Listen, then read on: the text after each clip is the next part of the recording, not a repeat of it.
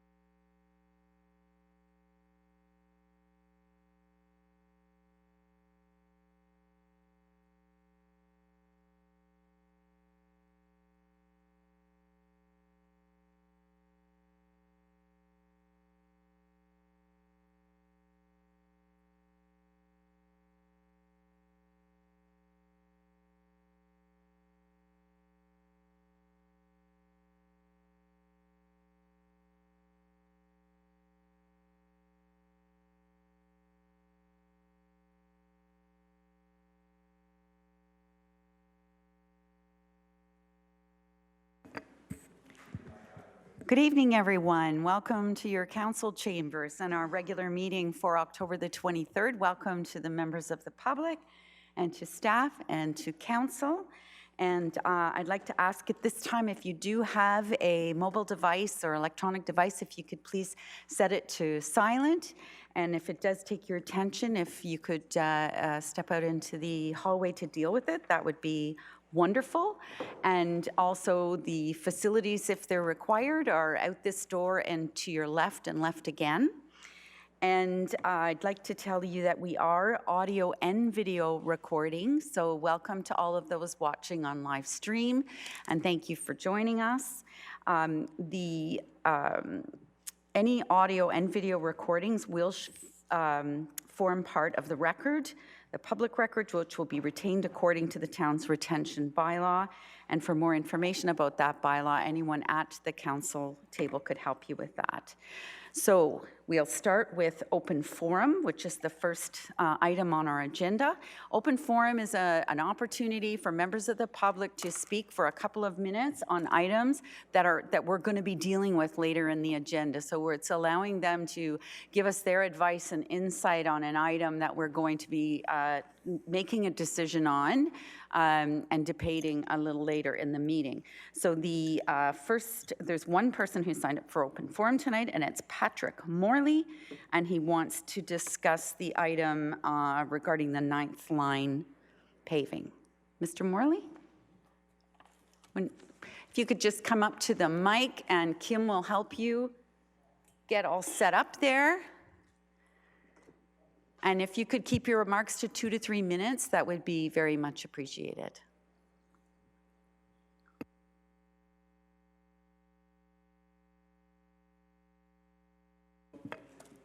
Mr. Morley, I'm sorry, these mics are pretty sensitive. You almost have to kiss them. Get in really close and tight. I'm sorry? That's better. Oh, yeah. Sorry, okay. Thank you for giving me this opportunity to express my concern over the appalling state of the 9th line, particularly between the 20th and the 25th side road. This road needed repaving 5 years ago or more. In the interim, there has been pothole patching, and much to the dismay of Alcona residents, it was painted black. Technically, I guess they would call it sealing. We sarcastically referred to this as putting lipstick on a pig. After complaining to the previous mayor and Ward 4 councillor, I was told it would be repaved this year for sure. Seeing that this was not happening, I called Councillor Waters, who told me that this will not happen, but next year they intend to reseal, that is, put lipstick on the pig again. This road is very heavily used as an alternative to the beach road because of the many traffic lights and congestion of traffic on the beach road. Traffic on the 9th can be observed weaving all over to avoid the many potholes, moguls, and broken pavement. The response from the town has been to install a sign about bumps. Will you please stop wasting taxpayers' money by these stopgap and completely ineffective methods and once and for all repave? I note that you have already started work on the proposed park at the lake end of the 9th line. Does it not seem incongruous to work on a pretty and superficial park while the road access is likely to damage one's suspension? Winter is approaching, and I shudder to think what the road will be like once frost heaving occurs, not to mention the spring breakup. Will you please do the right thing and repave immediately? I know that increased taxation is a dirty word, but if you ask residents if they would prefer $1 or $2 increase or pay thousands to repair suspensions, I'm sure we all know the answer. Alternatively, remove the bump sign and instead install a sign at each end of the 9th stating, "Abandon hope, all ye who enter here." Thank you. Thank you, Mr. Morley. So there's an item D1, which is a staff report regarding road rehabilitation, and I'm hoping somebody will pull that when it comes, and then maybe you'll hear some discussion at that time that may help you. So I would suggest that if you wanted to stick around until we get to that point, then you're more than welcome to do that. Yes, we can certainly ask those questions tonight. Thank you. Okay, so the next item on the agenda is the approval of the agenda and the contents of the agenda for October the 23rd. And I need a mover and a seconder. Councillor Nicol, Councillor Van Berkel, is there any items, amendments, agenda required, repair? None? All in favor? That's carried. Disclosure of interest, is there a disclosure of interest of any member of council? Seeing none, we'll go to presentations and petitions. And I'm very excited to welcome Nantar Shores Secondary School here with us tonight. Welcome and thank you for coming out. I think it was back in the spring when I said I really hope that you can come at some point and tell us of your experiences. So thrilled to have you here tonight with us. Well, thank you very much for having us. So first of all, we're just going to do a presentation about the trip that we went to last year. We wanted to thank everybody in the community of Innisfil. We've had so much support over the years for our trips to Europe. This one was amazing because it was the 75th anniversary of D-Day. We also went on the 100th anniversary of Vimy Ridge a couple of years ago. I'm a history teacher. My name is Craig Froese from Nantyre. I and some teachers take students. One of the things that's really important to us is for each of the students to adopt a soldier from Innisfil or two that they research, and they go in honor of those soldiers on the trip. Of course, we can't visit all the graves, but we do try to visit some of the soldiers' graves when we're in Europe, and that's the best part of the trip is the students really start to get an attachment to some of these men that lost their lives in Europe, and it really, as a teacher, the students learn about traveling, different cultures, and about the importance that Innisfil soldiers had in the war and the sacrifice of these men. So what we're going to do is we're going to do a little presentation where each of the students is going to talk about a part of this presentation.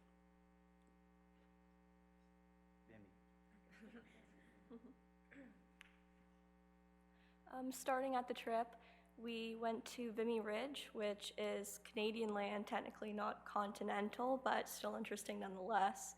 We visited the monument there, and it took 14 years to craft, made of limestone, and it was stunning.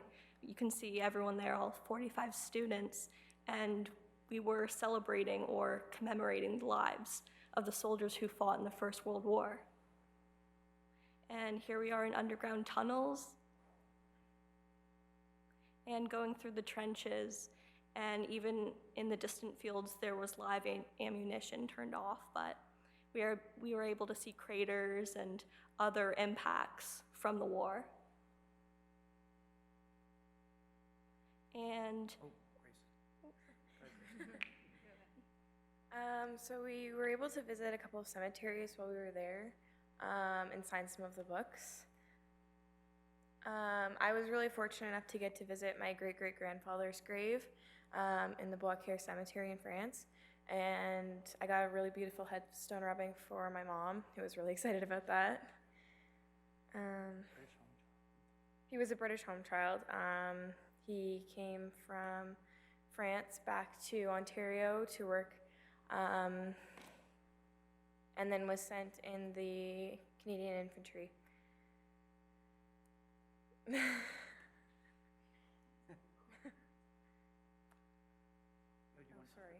is, we were able to visit another cemetery with another student who was on the trip, and this was her great-uncle? Great-great-uncle's cemetery. So we also visited D-Day in Juno Beach. And so this is actually the Monte Cassino part. Do you want to explain that? Sure. Yeah, you're good at So, that part. sorry, we went to Italy, and this is the Monte Cassino Cemetery in Italy. There's 126 Canadians that fell in Monte Cassino, and just behind the students is actually the casino that the Canadians, British, New Zealand troops had to take from the Germans. And they said in some of the speeches that every meter of ground had Canadian blood on it. So we were at the cemetery, and one of our students was selected, Chanel Ball, who's in university right now. She was selected to do a speech, and there was 3 students, and I think there was about 4,000 people there. And she did a speech actually on a Barry soldier that fell in the war. I was extremely proud of her.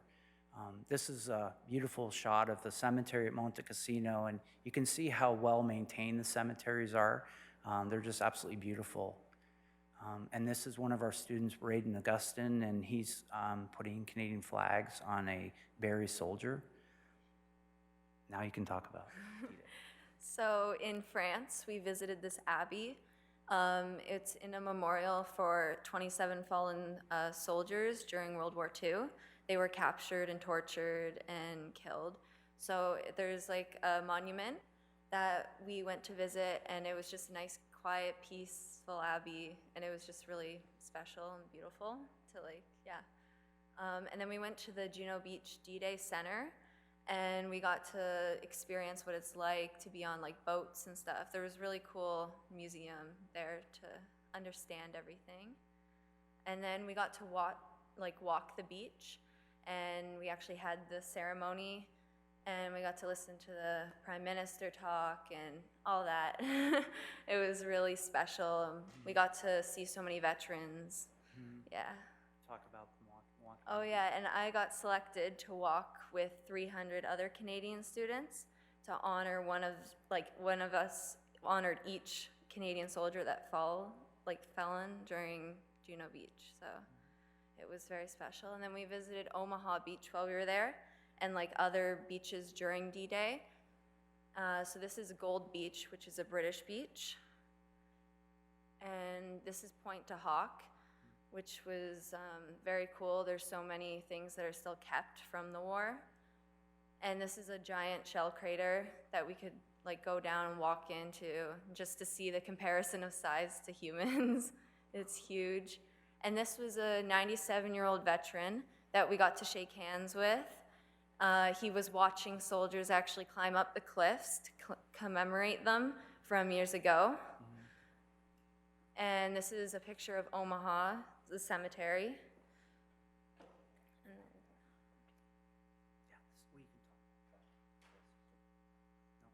Okay, I'll talk about this. So these are discs that they put in areas of Europe where Jewish people lived in the homes, and they were taken away in the Holocaust.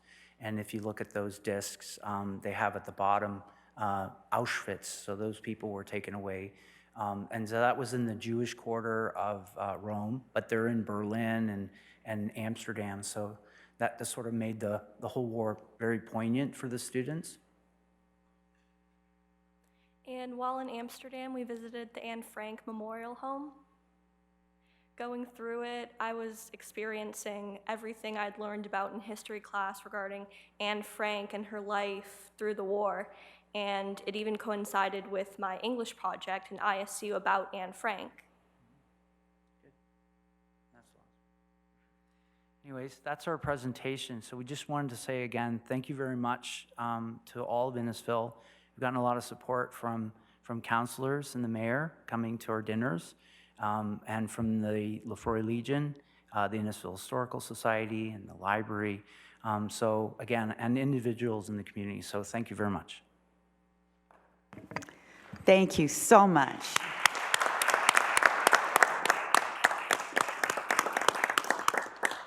I really appreciate your taking your evening to come out here and your parents and share that with us. It's really poignant, and especially coming up to November 11th, and the timing was perfect.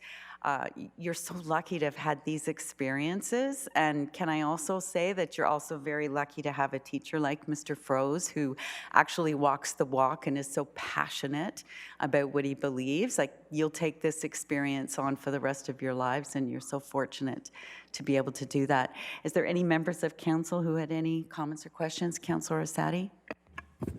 Thank you. I want to say thank you for your presentation and for making us proud. I know when I've attended your school and seen all the kids getting on the bus, getting ready for the trip, it's quite an emotional experience. And as the mayor said, it's an experience of a lifetime. And that trip will carry with you throughout your personal and professional life. So it's a treasure. And thank you for sharing this with us, for those of us that have not been there. And also the displays that you have done at the school, when I've walked in there and you have spoken about research on Innisfil veterans and that, and to see the crosses and the stories and the areas of Innisfil, I learned so much myself just through that experience. So keep it up. Thank you for making us proud, and thank you for what you're doing. Thank you, Councillor Sardi. And also thanks for having those Innisfil flags. You put us on the map all over Europe. So thank you for that too.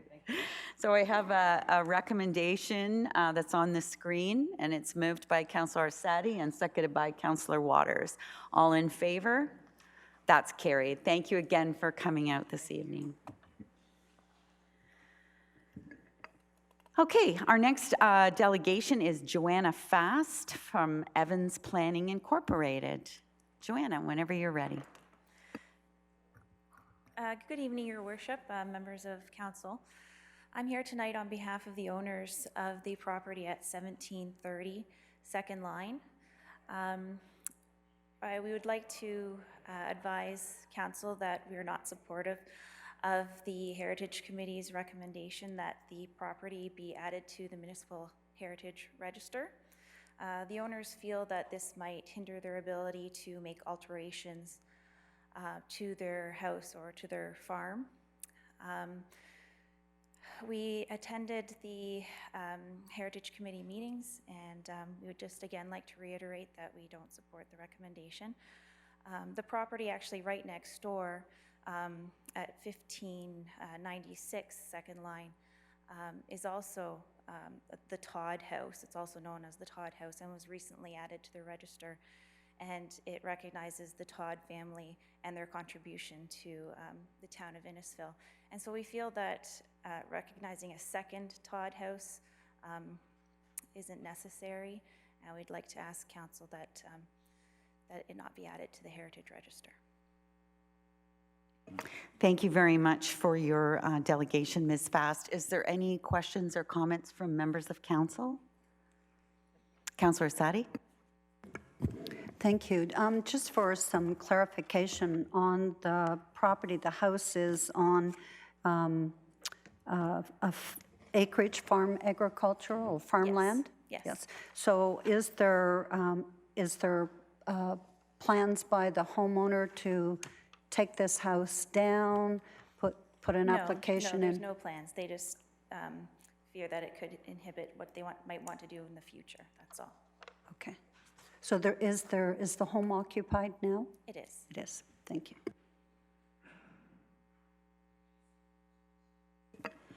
Councillor Payne. Thank you. It's nice to see you again, too, by the way. You were saying that the owners are afraid that they won't be able to do any changes to the home. Well, there's a lot of things that they can do. Just for an example, if the property is put on the heritage, the owners are required to give the town 60 days notice of any intention to demolish, which you say they're not going to do, of the building or structure on the property. And the property owners on the Heritage Registry are not required to obtain council approval to make alterations or repairs on the property. So I don't know if they know that or not.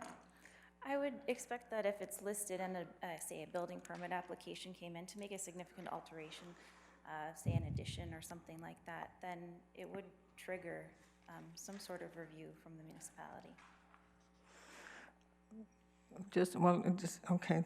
But there's no obligations placed on the owner to do that. I know that anybody that does different things on their property, like changing a building or putting a new roof on or whatever, they still have to go to the town. So there's nothing different really than what a normal property owner has to Yes, do. in the letter that was sent to the owner, it actually says that the town can review any building applications that will affect these properties. Well, I'd like to question that, please. Mr. Kane, did you have any comments? Not too many comments, Your Worship, and through to Councillor Payne. So, you know, it is possible that that building on the Heritage Registry would trigger, you know, a second look at those. But at the same time, you know, we'd be obligated to process that application if it's a building permit application, for example, under the Building Code Act. And given that this wouldn't be applicable law, that wouldn't prevent a permit from being issued, is my understanding.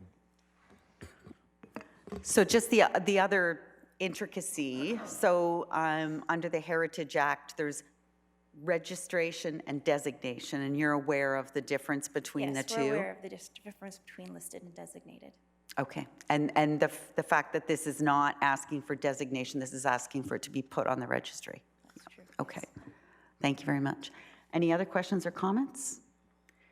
Seeing or hearing none, there's a recommendation on the screen to receive for information. Is there a mover or a seconder for that? Councillor Payne and Councillor Van Berkel. Any other comments or questions? Hearing or seeing none, all in favor?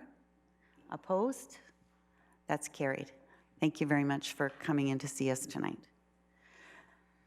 The next item on the agenda is Council, Committee, Municipal Associations, Conservation Authority, and Committee updates. So anyone have an update that they'd like to give? Councillor Waters? Thank you, Your Worship. Sitting on the Lake Simcoe Region Conservation Authority, as a director, I get to see some pretty interesting presentations, and I thought it was an opportunity with our last meeting that the Conservation Authority did an update on stormwater systems. And I was quite impressed to see that the tracking that they're doing, but also some of the issues that are related to the stormwater management ponds. And that they did mention that in their study in 2010, they had 210 ponds. In 2018, they had 354 ponds. And we all know the value that stormwater management ponds perform in terms of keeping residents safe from flooding, and also provide some green space.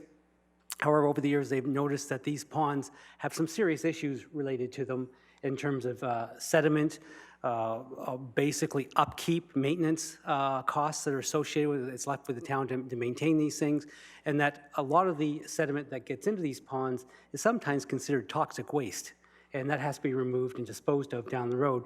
So I was really quite impressed with the amount of work that the Conservation Authority had done, and I just wanted to let people know, keep them aware that this is an infrastructure issue that the Innisfil Township really needs to get on top of, and whether or not we are doing any tracking with the ponds.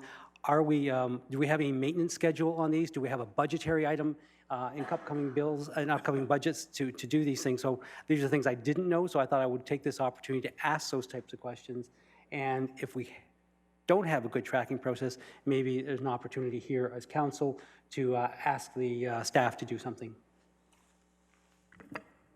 Thank you, Councillor Waters. My suggestion might be that perhaps at a future date, we could get somebody from Lake Simcoe to do that presentation for us here, and also someone from our staff to do a presentation on what our stormwater management tracking process is now, and if there's any gaps or anything that needs to be enhanced or improved.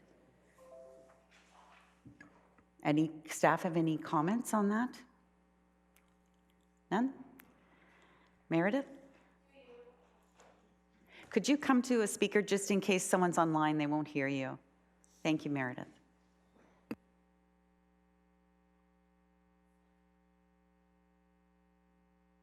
Thank you, through you, Your Worship.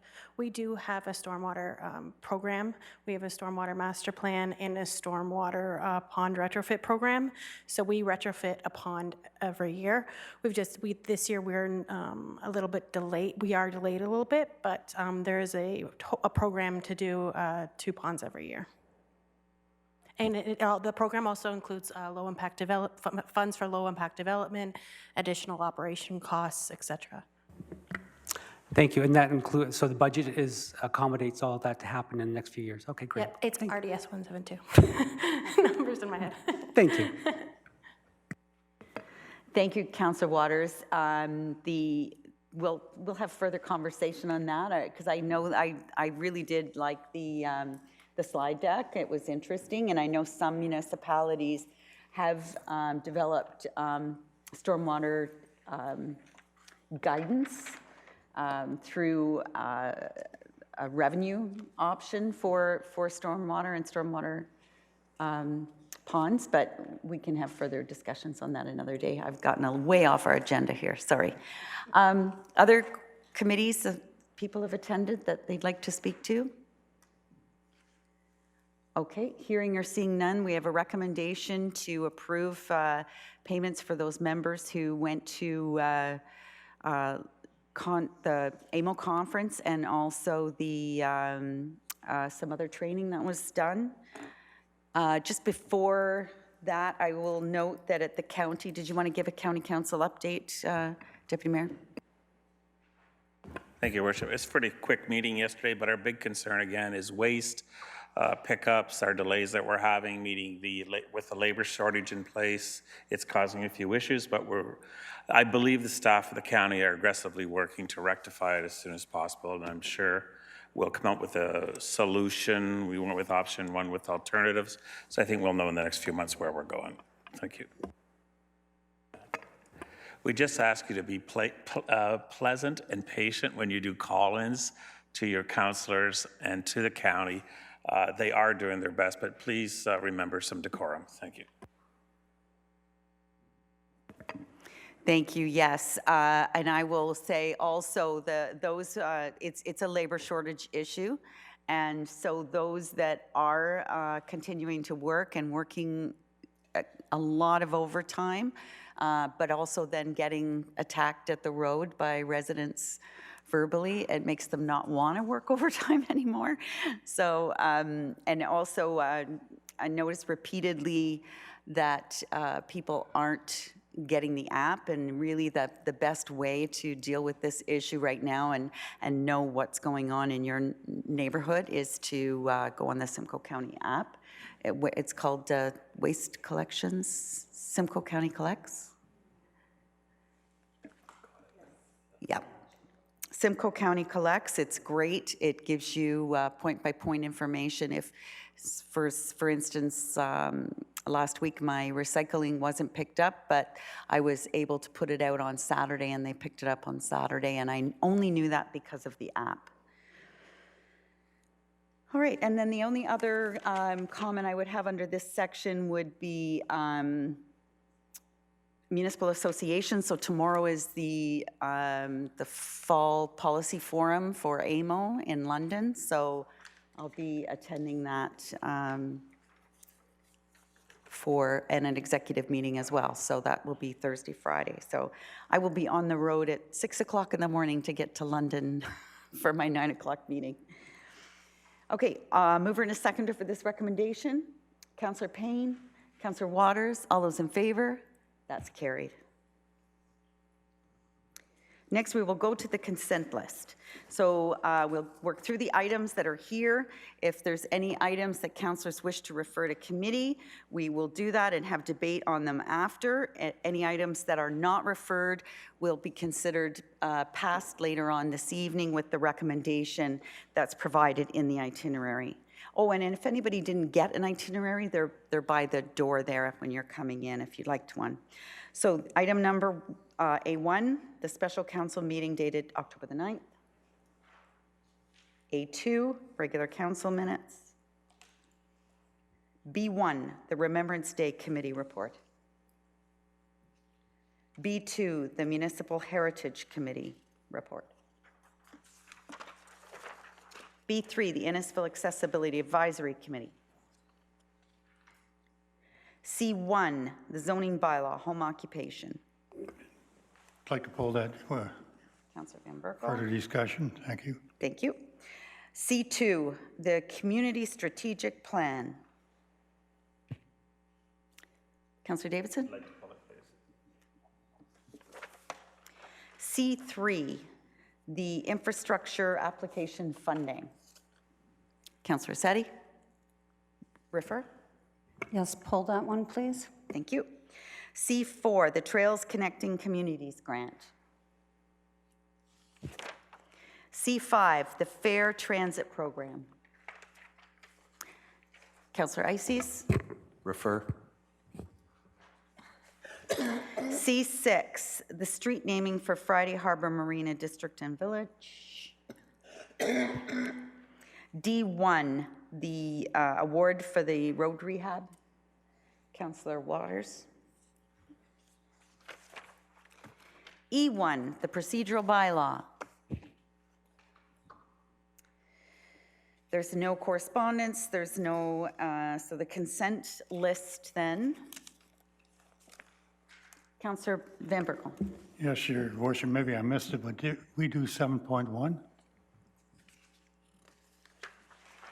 We did? Okay, all unders.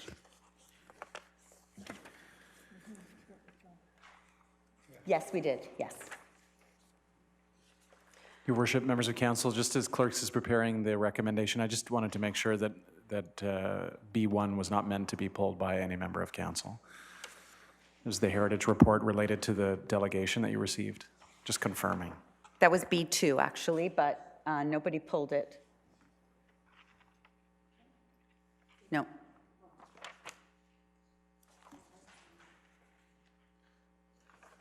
So the recommendation is, the items are on there. All in favor? Or mover and a seconder? Councillor Fowler? And Councillor Ices, all in favor? That's carried. And a motion to go into committee of the whole. Councillor Nicol?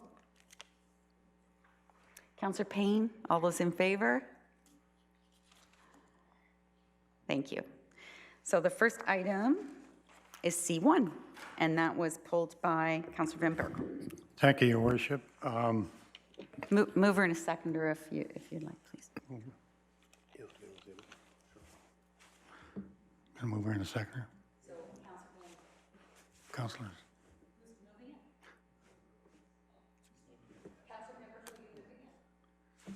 I think, Councillor, yeah, I'll move it, yeah. I need a seconder, yeah. Right. Go ahead, sorry, Councillor Van Everybody's hand Berkel. was up, so And I was wondering. I think I said this at the beginning of the special meeting, but I'm going to say it again. I'm working on very little sleep, so I apologize if I make a mess of procedure tonight, and I've got the clerks here to make sure that I'm at least trying to do it according to procedure, so thank you. Councillor Van Berkel. Thank you, Your Worship. I pulled this because I didn't have a whole lot of calls, but I had 4 different calls on this particular item. People, their concerns about having these home occupations for people. And I think we went over a lot of this during the last session, but I thought I'd bring it up again because I'm sure I'm not the only one that got calls on it. And the concerns, most of their concerns, of course, are, parking, and I think we went over parking, but one of the big concerns is the parking in the wintertime. If they're parked on the road and snow plows come along and, what are you going to do? The road isn't going to get plowed properly. One of the concerns. Another one of the concerns is people that in subdivisions bought $800,000, $700,000, $600,000 dollar houses, and they are residential, and they do not want an office with 4 or 5 people, 4 people in it, and cars and signs in their neighborhood. Another concern they have is the safety for their children. Children that walk to school in the subdivisions. Their concern is we know our neighbor, but we don't know who's going to come and work there. We don't know the clients that are coming in there, at the time when the children are walking to school and coming home from school. Those are some of the concerns that have been brought to me, and I was asked to bring that up and discuss them here at council. So I've done that, and I'm looking for other councils that had calls and can have some input. Thank you, Your Worship. Thank you, Councillor. Any other questions or comments? Councillor Waters? Yes, I did get one phone call about this particular item. So I thought it was necessary to go back through and read the whole thing again. And it did raise a couple other questions other than parking that I did want to ask about and see whether there's any answers to, because these weren't questions that were raised by the public. So one was affordability in terms of housing. Now that you have an opportunity to have a second business in there, will people then start asking for more money for their houses because there's an income opportunity? Now, I assume there's an income opportunity on any house, but I just didn't know whether or not this might add to the affordability crisis that we have in Innisfil, or in just basically in Southern Ontario. So that was kind of one item. And also, the other question was, will this have a tendency to have the opposite effect? We're trying to grow a commercial business in Innisfil, but if it is much cheaper to have that commercial business, an office business, in your home, will they just stay there and not, populate commercial businesses that we're trying to grow? So are we kind of delaying that? What we want to have happen is have that more commercial office space in there. So there are kind of a couple of things of concern that I had that weren't addressed. So it might be an opportunity for staff to address those. And the one thing is, do we have a simultaneous plan while we're doing this to promote proper commercial space in the downtowns and other places that we have throughout Innisfil? Thank you. Thank you. Just one point I want to make first, because I also received one call and got one email. And the one thing that I wanted to make clear that I don't know if everybody, particularly that the phone call I got, understood, is we have always allowed home-based businesses, at least since Cookstown and Innisfil amalgamated, so 20 years ago. That is when we decided that home-based businesses were okay in residential neighborhoods. The only change was you can currently have a home-based business with one employee other than your family. So you could still have 4 employees. It's just 3 of them would have to be, like, one could be you and then your spouse or your child, and one could be an outside employee. And that is now, and it has been that way for 20 years. The difference that this makes is saying you can have up to 4, and they don't have to be related to you. So that's the change. But I just, without anybody from economic development here, Councillor Rayner, Mr. Rayner, and then if planning has any comments on the other piece. So Mr. Rayner. Thank you, Your Worship. To address, through you, to Councillor Waters' questions, the first related to affordability of home prices. We don't have any data to suggest that would be the case, that hypothetical that home values would increase because there's more that you can do with them. But certainly we can monitor that information and track it. I'd suggest to you that the market impacts that have to do with things like mortgage rates, stress tests have a lot more to do with pricing of real estate than something like this, but certainly it's something we can monitor. It hasn't come up in any of the research or the data that we've looked at in other municipalities that have home occupation. The second piece about the commercial, I think this is a critical point to underline, because our economic development team will tell you that the #1 problem with bringing businesses to Innisfil and expanding businesses that are here is location, location, location. We do not have sufficient commercial retail space in Innisfil, and to sort of underline, which every council member is fully aware of, but just for the public's benefit, 82% of our population commute out of our municipality every day to go to work. And council has made it a very a significant overarching strategic objective to bring more businesses here. Unfortunately, not unfortunately, the reality is that many businesses start out, even Microsoft, in a garage and grow from there. And so how do we incubate and support in a very affordable way businesses getting started? And that's really the underlying crux of this piece. And while I have the mic, if I could, Your Worship, just your indulgence for one more second, which is many of the concerns that were raised, and certainly we've heard the feedback and heard from council, and I don't want to preempt the debate, I think it's good debate, but I think one of the issues is the hypothetical outcomes of a change in policy, and then your strategic direction to us with things like Uber and Rover and other innovations is to try it out and see what the data is. You know, pilot this kind of a program or other programs, and then see what the response is. Let's track the data. If it turns out that, you know, winter parking, for example, is a major issue for us, then we can report back to council, and you know, none of this has to be written in stone, although my planners, you know, don't love doing zoning bylaw amendments every day. But you know, it doesn't have to be forever, amen. It doesn't have to be the entire municipality. But your active team, if they were here, unfortunately they're on other business tonight, would strongly encourage at least an opportunity to try this to see what are the real consequences. We hope the real consequences are that we have more home-based businesses, which ultimately lead to businesses that get their feet under them and ultimately open up in a commercial or retail space. We have an interesting dynamic in our downtown core that we have a lot of property owners that are speculating and waiting to build the sort of not single level a complex, but a multi-level complex, but they need to be confident that the businesses will ultimately locate in there and that they'll get good tenants. So it's a catch-22 because you need more space, but you need the businesses here to be able to get more space, if that makes sense. Thank you, Worship. I appreciate it. Thank you. Did planning have any comments, either Mr. Kane or Mr. Scarrett?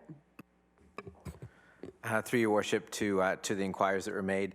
Just another point of clarification as well. The parking issue, again, if it is an issue, you know, that's not to say we're not completely throwing away the parking requirements that are required for this type of use. So, you know, a home occupation, you know, with those 4 additional non-family members, you know, would require an additional 2 spaces of parking on site. And if they can't provide that, then the use wouldn't be permitted. So, you know, we're not going to have situations of, you know, a existing residential property, which, you know, could have 3 people living in anyways, but, you know, we're not going to have that situation where you're going to have residential property that, you know, gets this opportunity to significantly increase the activity in that site without having to provide on-site parking. They will have to do that, and that will help minimize any off-site impacts, and that was the intent of that, that direction. Thank you. I had Councillor Arsadi next. Thank you. So, as I feel that this impacts my ward, probably one of the wards, possibly 3, that it's going to impact the most, I did a pulse in my ward to inform residents of this coming to council. So therefore, that's probably why some of the councillors receive phone calls.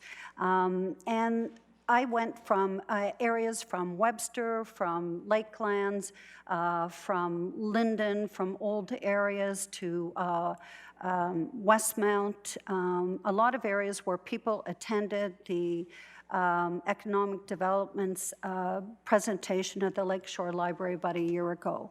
And to find out that this was coming to council. Currently, it allows, you know, there is one, you know, people that do have home-based businesses. Residents, so I'm just going to read sort of some of what I've captured from this, is that residents do not have a problem with supporting the 1 to 2 employees that may be working out of a house because it is the homeowner. And sometimes that's how they're paying their mortgage. And so it is the accountant that you go to, or the hairdresser, or whatever other service that they're providing. And they don't have a problem with that because it doesn't seem to impact their neighborhood. What they're worried about is when we change it, so if it's been 1 employee for 20 years, when you change this to 4 employees besides the homeowner, that changes a neighborhood. And what residents say is that they moved here, so I've just got, while residents support the one employee base business by a homeowner, this goes beyond that which is accepted in residential neighborhoods. Residents have continually reminded council and staff of the need to maintain the rural charm of our community that makes it unique and important to them, and we must respect the needs of those residents in the decisions that we're making.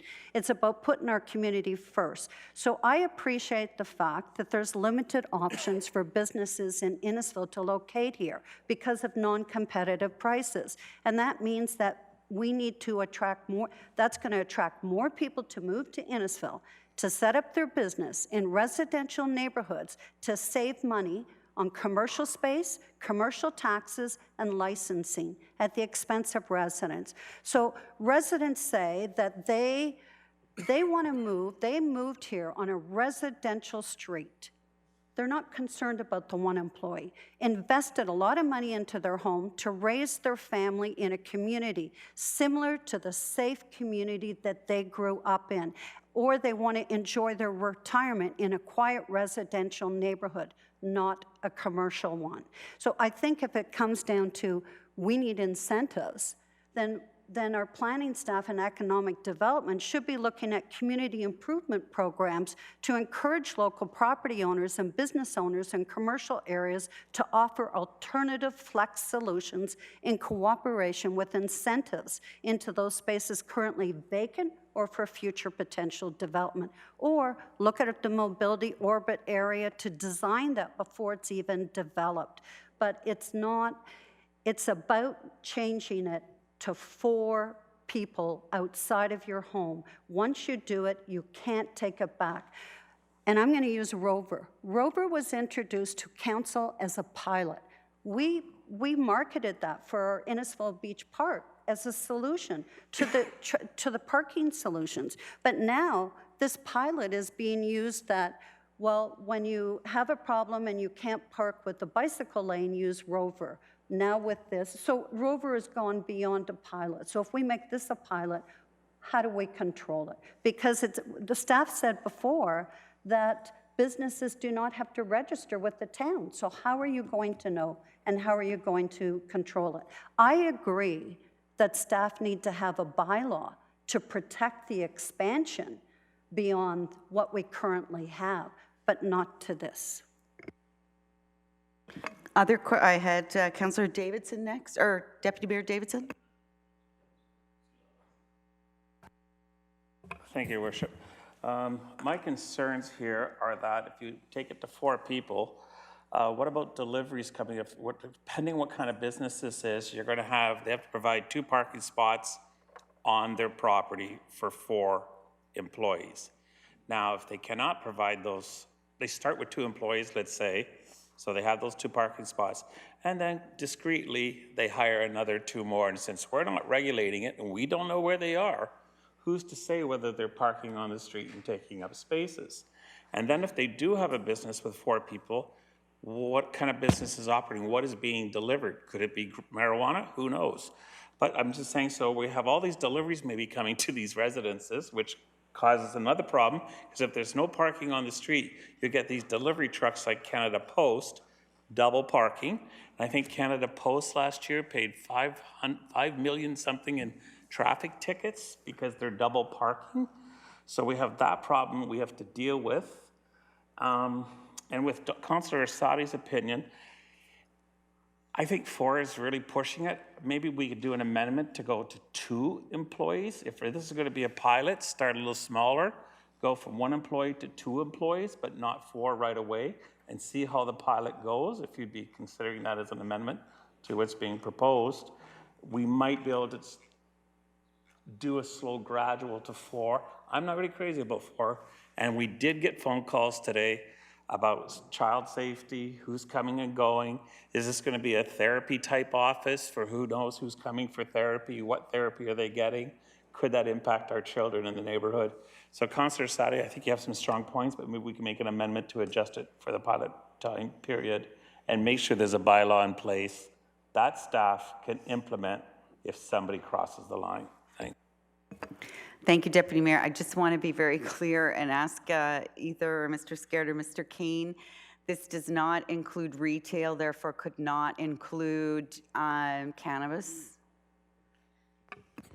Correct, Your Worship. The proposed change only applies to office uses, so even the therapy use that was identified would not be considered as an office use. And it was focused on office usage just because that is the more benign use of home occupations that are currently permitted, so that, the potential for impacts associated with deliveries and, other activity that, wouldn't be typical residential is minimized. It was very deliberate in its attempt to do that. So, and also, I'm not sure if you want me to respond to some of the other questions, but I'm here if you'd like me to. We have a more system that tracks complaints fairly closely in the town, or community input, as you want to call it. In the research for this project, and I must say that this was thoroughly researched, and we haven't taken this lightly in terms of bringing it to council, but we have no complaints in our MORE system regarding home occupations per se. And I just wanted to let you aware of that. Also, to putting perspective to the numbers that are potentially affected. So, first of all, we're talking about percentages here. So, I did spend 18 months of my life researching this in university as a major thesis paper, this particular topic. We have, a smaller percentage of residential population that are choosing to use their homes for home occupations anyway. Then you have percentages of that percentage that are using it for particular uses. And in this case, we're estimating based on the data that the town has that we're talking about less than, the potential for less than 1% of the houses to have an office home occupation use in it. And then a percentage of that is how many are actually going to max it out at 4 people. So the numbers are getting quite low, and we feel the risk is quite low, but the benefits are quite high, to Mr. Rayner's comments, in terms of providing opportunities for our residents that legitimately want to. We're not talking about commercial entities coming in and buying houses to operate as commercial properties. We're talking about residences that want to use their house as a residence, but also want the ability to grow their business in that residence. So ironically, I had breakfast this morning with a local architect that moved to Innisfil from Markham, who was unable to find affordable office space in the town. She would like to grow her business. And it's ironic that I'm having this conversation tonight with council, but it is an indicator of the potential for this type of change, which staff feel is minor in nature, could have on the economic development prospects of the town in our strategic plan to try and get people to live and work in this community. Thank you. Thank you. Councillor Payne was next. Thank you, Your Worship. One of the problems I have, or concerns that I have, is that if someone is allowed to have 4 employees, that means they're going to have to pay those employees, so that means they're going to have to advertise their business more. My concern is, and I'm sure it's the residents' concerns that have bought these beautiful homes in a development, and now it's going to be sign pollution. How is bylaw going to look after that? So so currently, you're allowed with a home occupation, as we've had for the last 20 years, I think it's a 1 meter square sign. So anybody could put a 1 meter square sign on their front lawn right now. But could I ask Mr. Scared and Mr. Kane to talk about if that is changed in this bylaw? Through Your Worship, to the inquiry, yes, there is a sign bylaw in effect. And the opportunity for home occupations to already have signage on their property. The increase of employees wouldn't necessarily, they wouldn't be allowed to exceed the sign bylaw with this change, and they would be subject to the limitations that all home occupations have at the moment for that. Councillor Van Berkel. Thank you, Your Worship. I have one call from a person that really wanted this, and said that we were discriminating against them because they lived in a townhouse and they wanted to set up a business in a townhouse, and where would they park? So I think you got to look at it from all sides. There's probably a lot of people in townhouses that can't afford to buy a 40 or 50-foot lot where they can park, and they can't start this business or 4 employees. And I think that that's a bit of a problem, too. Thank you. Other comments? Councillor Sadi. Thank you. Just clarifying with planning, Mr. Kane or Mr. Scarrett, I believe in the example of office, because this is about office, real estate was used as an example of a potential business that could be placed in a home. Is that because real estate is not, doesn't finish at 4 o'clock. They could be meeting clients at 9 o'clock at night and certainly on the weekends. So I'm just trying to put in perspective from a business that it's not just Monday to Friday, 9 to 5, correct? There's no limitation on that office? Mr. Scarrett or Mr. King? Through you, Your Worship, to address Councillor Sadi's question regarding real estate, sorry. Those types of businesses can function today outside of the parameters of those standard business hours, and it would have minimal impacts on the existing neighborhoods now. Should those residents or should those businesses go above and beyond the requirement of 1 additional employee in that area, typically real estate type of uses do not function fully from their place of operation. They're usually out on the road and visiting sites and meeting clients. So again, if the operation of that business has a negative impact with respect to parking on the subject lands as regulated by the zoning bylaw, the use would not be permitted. So should that residents choose to do that type of use, it would have to go through the parameters outlined in the regulations of the zoning bylaw to allow it. Thank you. Councillor Waters? I'm listening to everyone's concerns, and I'm trying to put this in perspective, and I'm listening to staff, and I'm listening to the concerns from councillors. If I put it into perspective, if we're looking less than 1% of the impact, I guess how many people are going to be really impacted by this? How many? I think we always think there's going to be this huge rush and we're going to be overwhelmed. I'm not too sure. My gut tells me that's not going to happen, and that maybe less than 1% chance or 1% of occupancy is going to be home, business, office. Like it's really, really quite specific. It's not going to be a mechanic or something else. Whether or not it's an opportunity, because we do have a serious problem around office space in this town. So I'm just thinking, putting everything in perspective, looking at the numbers, whether or not it's a real issue that we have to be concerned about. And if we are overwhelmed with new businesses, then I'm sure Mr. Reiner would come up with some other plan to deal with that in terms of getting us office space. Thank you. Okay, last round for anyone. Deputy Mayor Davidson.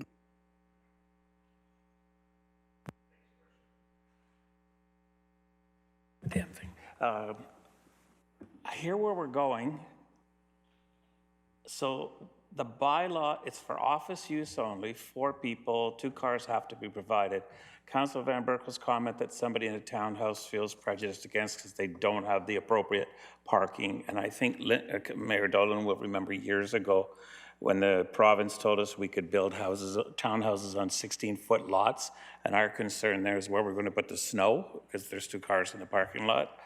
So if we go ahead with this, first of all, it's a pilot project. I prefer to go 2 new employees instead of 4 to start through the pilot.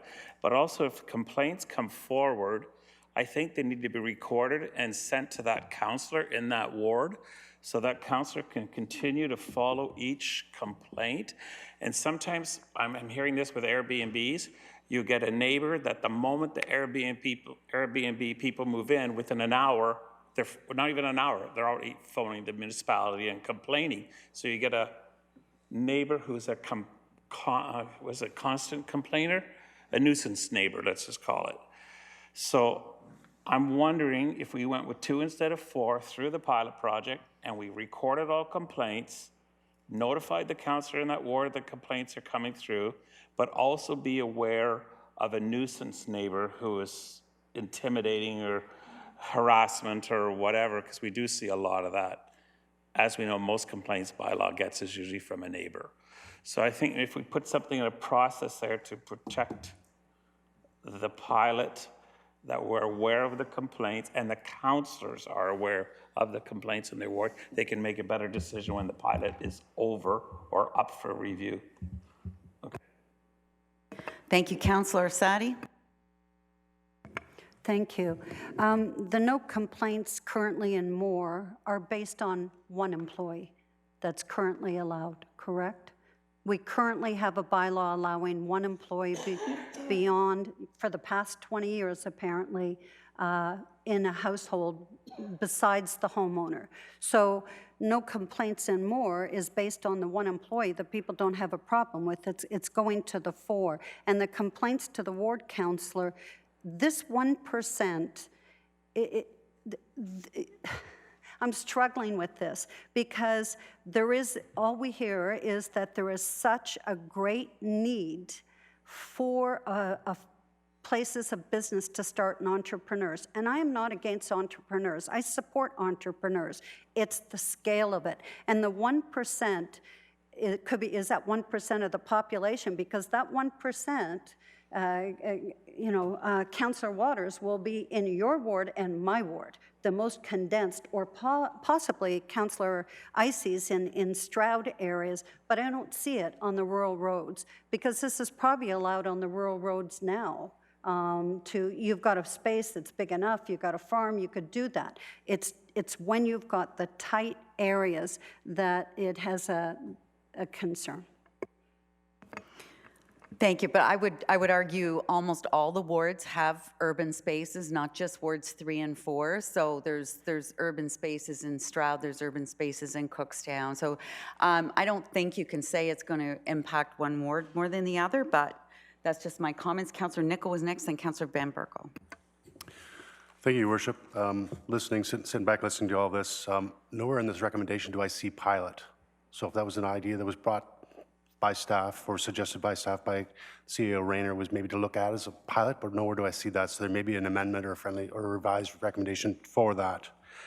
What I've heard is through Moore, there's never been a complaint of any home-based business.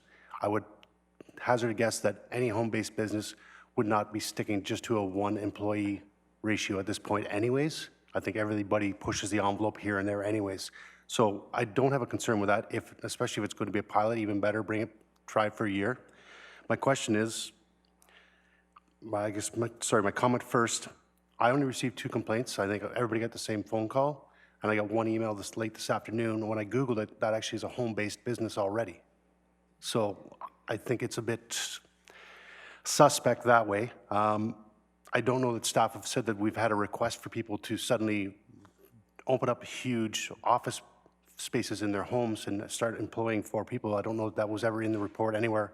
There hasn't been anybody requesting. This is just to help home-based businesses expand that way. So I suggest possibly just a recommendation that it's a pilot project for 1 year to get it off the ground, and then to have it staff monitor it, see if there are any complaints. If there haven't been any complaints in 20 years, the way it's been, and I'm sure it's been massaged, I don't know that changing it from 1 to 4 employees is going to change it. So my suggestion. Thank you. Thank you. So do you have a seconder for your amendment? Donna's seconding it? So did we have I understand that, but we've got somebody who spoke who wanted to make amendments. So I just wanted to. So if there's no seconder for the amendment, then I guess it doesn't fall. I have a question. Maybe I'll second it then. Thank you, Councillor. The question I have is on Deputy Mayor's suggestion. Is that 2 people plus the people that own the house that you're suggesting? Or just because 2 people is there already? Those are the owners of the 2 house. employees additional Plus to the 2 people additional. living in So the that- house. It'd like to be 4 anyway. I'll second his motion, Your Worship. You second the motion for the pilot? So we've got a mover and a seconder to add that this be a pilot project for a year. Was that your amendment? Mr. Kane. Sorry, I will try and help clarify things, Your Worship. There was no specific mention of a pilot in that report, and that's correct, Councillor Nicol. What we could do, which might be more better than the term pilot, is that the zoning bylaw is either on or off. So we can turn the zoning bylaw on now for 2 or 4 additional staff, whatever may be decided tonight, or other variables thereof. And then we can report back to council with, with data that we've collected over that year, either, both from economic development and both from planning and both from bylaw enforcement, and come back in a year with that and let us know if this thing that we've set in motion tonight, potentially, should be reversed or should be left to continue to function. Thank you. Did staff, I don't know if staff want to capture that or not, but so far it says the staff report back in the fall of 2020. Is that acceptable to the mover and the seconder of the amendment? Okay, so now we're talking about the amendment. Any comments on the amendment? Deputy Mayor Davidson. Can I see the amendment put up so we can read it properly to make sure that this doesn't say pilot, this does not say 2 more additional employees. This is too vague from what I think we're the direction we need to go. Thank you. Any other questions or comments to the amendment? Seeing none. Call a question on the amendment. All those in favor of the motion to amend. So the amendment is to add an additional clause to the original. So the recommendation as printed here, and the amendment is to add that staff report back in the fall of 2020. Questions? Is everybody clear what you're voting on? It doesn't say that. Councilor, are you clear? No. Yes, so basically, the recommendation is everything that's here, and then add that staff report back in the fall of 2020. Mr. Rayner. Your Worship, members of council, because we don't do a significant amount of amendments, I wonder if I could just offer the advice that when you're considering an amendment like this, you want to put yourself in the mindset of the motion passing, whether you like it or not, and decide whether, if it was to pass the full motion, you would want it amended this way. This doesn't mean you need to support ultimately the final amended motion. It's that it's just now you're only dealing with the amendment. So in your minds, you want to imagine that it's going to pass. So the question is, do you want to report back if it passes? I just try to help a little bit, Your Worship, because we don't often do amendments, and I think people feel like they don't want to support an amendment because they don't support the main motion. The two are totally different. And in fact, you should really focus as if it's going to pass, what would you do with the amendment? Because it may or may not. You don't know. You have to come back to it after. Thank you, Your Worship. Thank you for that. Deputy Mayor Davidson, and we're going to pass a new procedural bylaw tonight that doesn't allow people to speak each 4 and 5 times on a question, but we're giving some latitude here, but I'm going to Deputy Mayor Davidson. Okay, thank you. I understand thanks for clarification on the amendment. I go on this, and then so basically we're saying at the end of fall of 2020, you're going to come back, give council an update, but regarding the complaint issues and all that data, as long as that's coming forward in 2020, I think they'll be happy. Okay.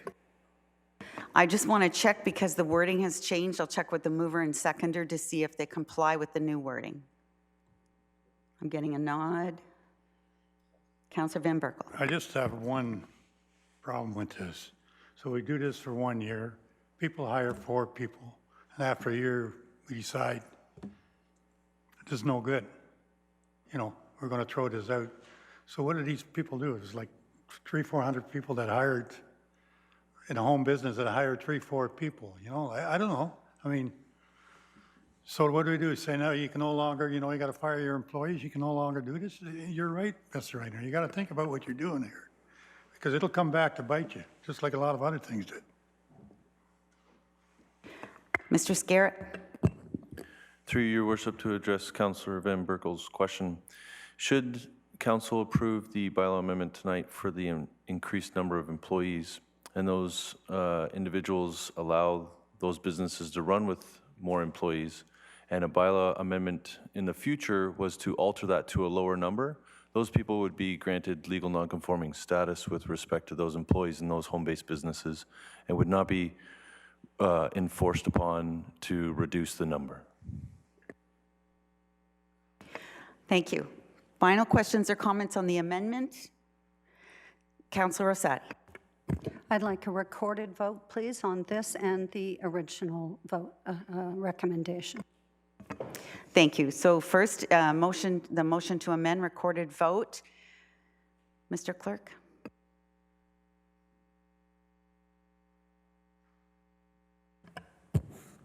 Thank you, Your Worship. So for the motion to amend, I'll start with the requester and then move alphabetically, ending with Deputy Mayor and yourself. So for the motion to amend, starting with Councillor Asadi. Opposed. Councillor Ices. In favor. Councillor Fowler. Opposed. Councillor Nickel. In favor. Councillor Payne. Opposed. Councillor Van Berkel. Opposed. Councillor Waters. In favor. Deputy Mayor Davidson. In favor. And Your Worship. In favor. That is 5 for and 4 against, and that's a carried motion to amend. Thank you. Now we'll go back to the motion as amended and have any more discussion or comments on that. I've got a couple I would like to make. The first is that we've had legal home occupations for over 2 decades. And when we talk about the 1%, so I invite you to think of your own neighborhood and your own community and how many home occupations that you have on your street or your area. And I would suggest that you would have no more or fewer because most people do not want 4 people in their homes. Most people want their home to be their home, and if they do have an accounting shop or whatever that they could operate, and if you got your business to the point where you got 4 employees, such as the example I used at the last meeting, which is Susan Morrison and her public accountant, she had more, not knowing that she wasn't allowed to. She had 7 employees in her home, in her walkout basement, and now has a very successful and profitable and business that is here in Innisfil and is paying commercial tax, and she purchased a property on Commerce Park Drive, and she now employs, I don't know the number, but I'm going to say 12 to 18 people. And so that business wouldn't have stayed in Innisfil if it wasn't for the fact that it grew in Innisfil. The other comment I would like to make is that we made a couple of strategic directions here. So the first thing we did was we have a strategic plan that we've told staff it's unacceptable to have 82% of our labor force leave. We hired professional economic development folks, many of them who are working really hard at developing a program around mentoring businesses. We have spent lots of time and effort creating that culture amongst our residents. We're having our boot camps. We have a lot of events at the library for women entrepreneurs and asking people to create their home businesses and get going. So I guess my point is if we say no, and then we better come up with a new direction to give to ECDEV to tell them where we want them to go in the future. If we don't want to grow homegrown businesses and mentor them and help them get started so that they can move to a commercial, then we better tell our economic development people to try to find another way or another, start trying to find the next Ford of Canada to build a factory on Innisfil Beach Road and 400, because this is how you get mentorship, and we don't have an incubator. Our incubators are our staff help with that incubation, and this is part of the incubation process as well. So my suggestion, I'm in favor of it, obviously, but also to, if it doesn't pass, then we better be prepared to meet and talk about what our new direction in economic development for the town of Innisfil is going to be. Deputy Mayor Davidson. Thank you, Worship. We're actually agreeing on this one. Recently, I spent a lot of time in the city over the last 40 years, and I've noticed in the Danforth, which is a very old established neighborhood, Ronsonville, Queen Street West, I lived in all those different neighborhoods. I was down there recently a lot more, and all the mom and pops are gone. Every third or fourth retail outlet is closed. And these are businesses that were there for 30 or 40 years, but nobody's coming along and renting these stores now. They're just so expensive to rent that space that these shops are all sitting empty, and it was almost eerie. I came back on Dundas Street, same thing, empty, empty, empty. So it's telling you that rental space is so expensive in the GTA. They are not re-renting these places out. I think this home thing, as long as we're watching it, council's being informed on a regular basis. I think it's what we said. We want to be innovative and we want to create something different than other municipalities. I think we really have to move forward on this particular recommendation. And at the end of 2020, maybe we can review it and look at it, but at least we've got some clarity coming in the future. Other questions or comments? Councillor Sadi. Yes, Your Worship, just a comment on your comment.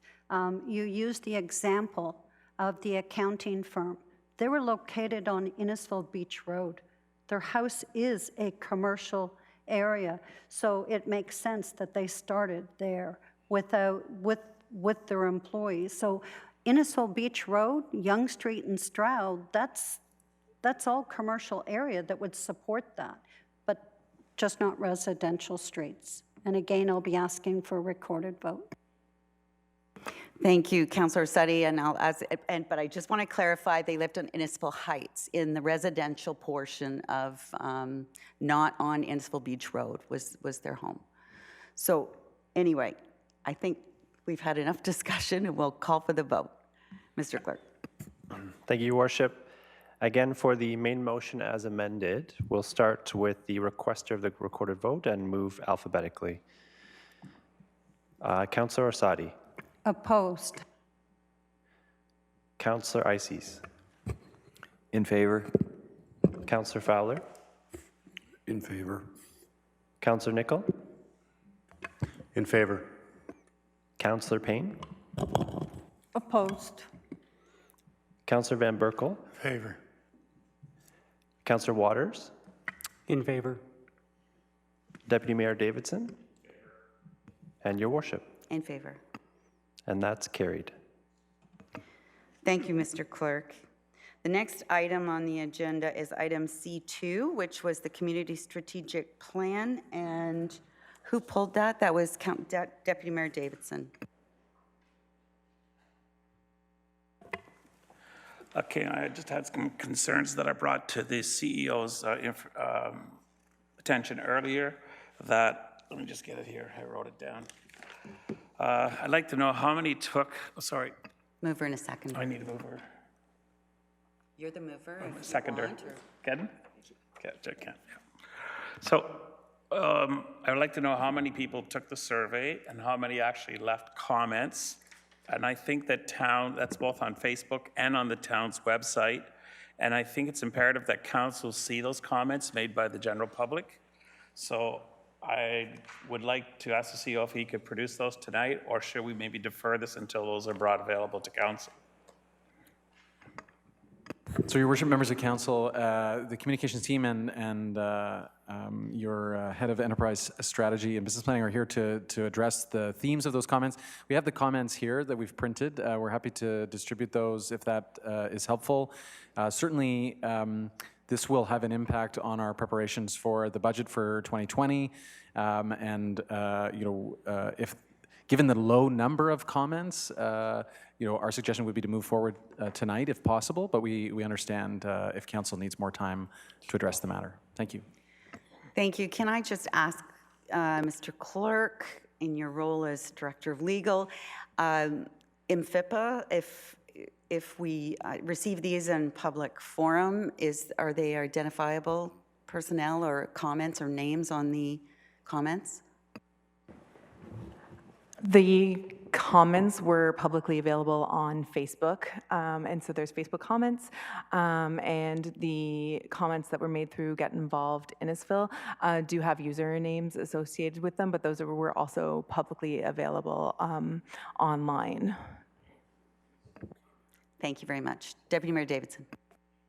Thank you, Worship. So we can get those information to council. I think we should see those and read them. Also, any attachments that were sent along with it from the public, we could see that. Just so that we get the full picture, exactly what was the response from the general public.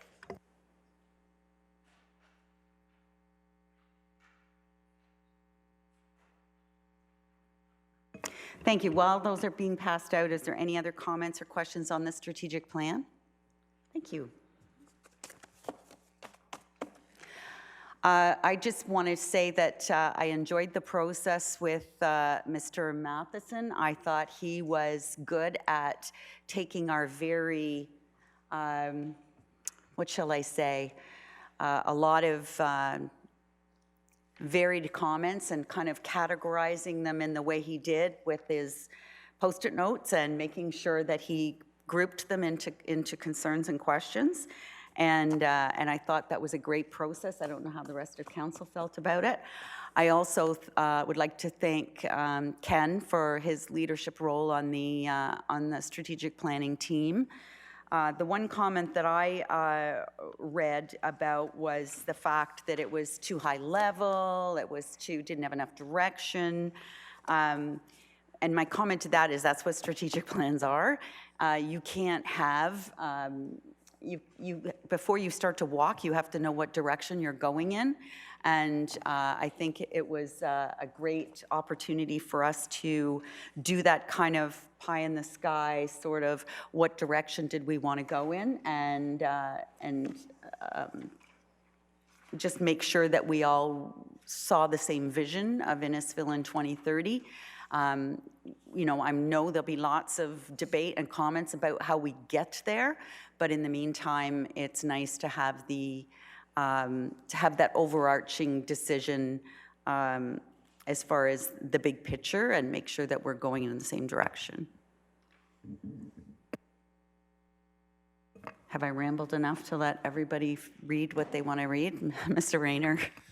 Your Worship, I just wanted to remind Council that there was an additional information memorandum that was provided to Council, prepared by Mr. Schuler, outlining the number of visits to our Get Involved site, 396, as well as a number of the other statistics. And certainly there was a number of people who looked at this information and very few that actually commented. You can take that for what it is. Thank you. Thank you. Councillor Setti. Just one comment that unfortunately when we're doing a lot of these, we do them in the fall. We still have a large quadrant of our community that are not here, so they do not have any opportunity to learn about this without going on the town website all the time. So, just wondering about whether staff have discussed this, look at other opportunities, because I think there was something like a total of 16 days from when it was out. I'm sorry, if you could comment on that. Thank you. Ms. Schuler? Thank you. The public consultation was open, I believe it was from September 19th to October 15th. And just as, a reminder to council that as we were working through this process, we reviewed all the public consultations that we've done since about 2016, including consultations from the Our Place official plan, budget consultations, to help us identify and align the priorities that you, Council, identified when you did your sessions with John Matheson as well. So there was a significant number of community input that we have undertaken over the past few years that we have considered in working on this with you. Thank you. Any other questions or comments? All in favor of the motion? No one's in favor of the motion? Let me see. 1, 2. So we're calling on that. We've had a mover and a seconder on the recommendation. The staff report's up there. If there's no other comments or questions, can we have a vote, please? All in favor? 3, 4, 5, 6, 7. Okay, that's carried. Thank you. And asks if you could help me out tonight by raising your hands nice and high so I can see them.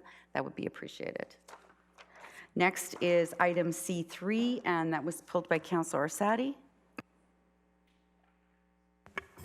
Thank you. My seconder is Deputy Mayor Dan Davidson. Just clarification on this item, just because as it's written, so for the public, and I question staff on this, that this is a wonderful opportunity to get, provincial and federal grants is a golden opportunity. We're just putting the egg before or the chicken before we ever get an egg here.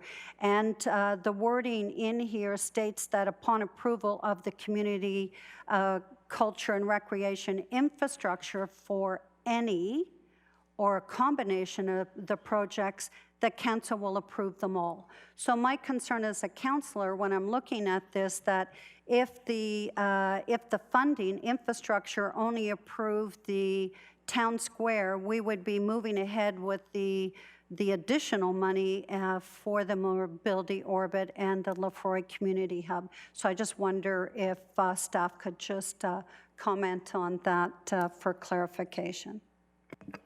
Mr. Davis.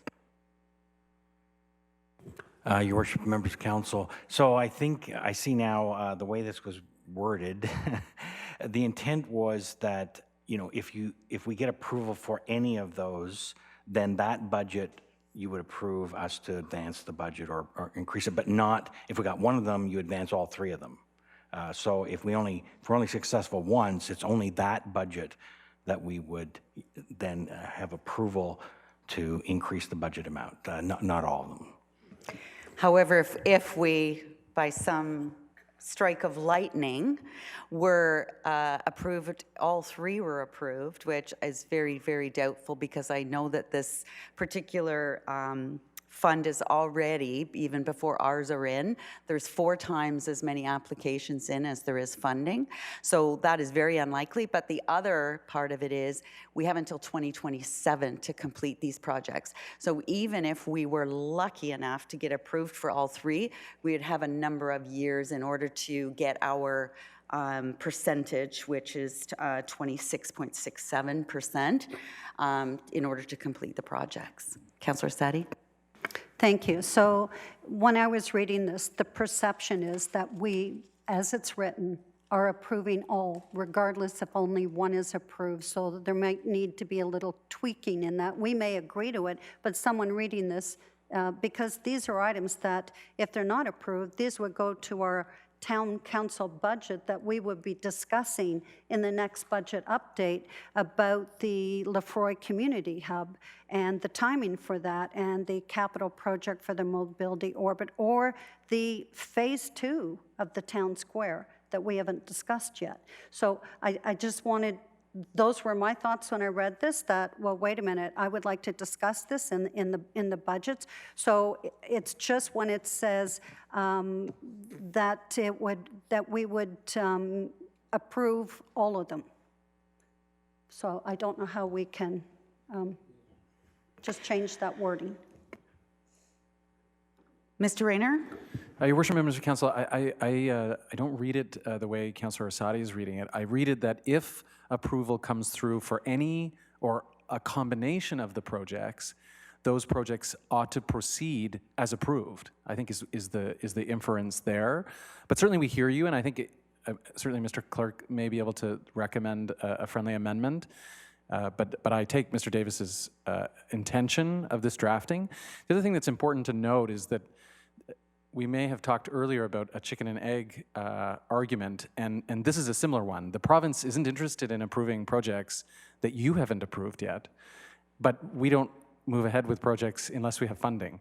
So this is unfortunately one of these situations where I would suggest to you that if you aren't happy with these projects, you would have an opportunity to cancel the projects before there's a shovel in the ground, but that the province needs to understand that you're serious about these projects enough to be able to provide funding to the town. Thank you. And my understanding with this particular, because this is the second last, there'll be one more coming forward, which is the green funding. But what I think is good about these three projects is they're significantly different. So we don't know, I've heard that from other municipalities that that they're leaning towards more culture and less recreation, but it'll depend. I also think that the plan is to spread this out between many municipalities. So I don't think, City of London requested $50 million in parks. So, my guess is that the province isn't going to give one municipality $50 million of the $400 million. But it's just a guess. But I think spattering a number of different projects out there, then they might see one that they like. Then if it comes back, so let's say it is the Lefroy Community Hub, and we say, no, we're not interested in receiving $9 million in funding, that's fine. We can give them back the $9 million of funding and not build it. Councillor Sutton. I think there might be a communication fault in the message that I'm trying to deliver. I have no problem with all of these being recommended for approval. It was just that the way that I read this is that if the infrastructure did not approve one of them, or then we as the council have already sanctioned staff, go ahead, we approve that budget. And that's where I'm going. It's not for the infrastructure funding. It's just that the way that I see it written is that then we are sanctioning for staff, go ahead, we're approving phase 2 of those. So I think they've made some friendly amendments there. Did you want to look at it, Councillor, to see if you still had the issue?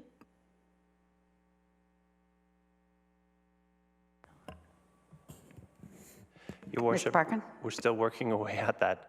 I think I hear what you're trying to say, and it's something along the lines of that. Upon approval of the community, culture, and recreation infrastructure funding for any project, that council approved the following if that project funding is granted. Yes. So I'm not sure if we caught that. So adding that upon approval of so that's already there, for any project, take out or a combination of projects. Council approved the following if specific funding is granted to each project.